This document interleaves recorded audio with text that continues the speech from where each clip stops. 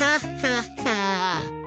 আর মাত্র কিছুদিনের অপেক্ষা, তারপরে আমি টুনির ছানাদের আবার খেতে পারবো। ওই বোকা টুনি ভেবেছে আমিও নতুন বাজার সম্পর্কে কিছুই জানি না। ওই বোকা টুনি তো জানে না যে আমার কাছ থেকে কোনো কিছুই লুকানো সম্ভব না। জঙ্গলের সবার উপরই আমার নজর সব সময় থাকে।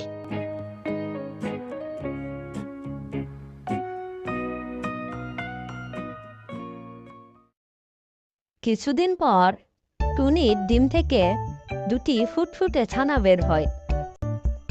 টুনি তার ছানাদের সাথে খেলছিল। এমন সময় শিয়াল টুনির বাড়িতে আক্রমণ করে এবং টুনির সামনে টুনির ছানাদের খেয়ে ফেলে।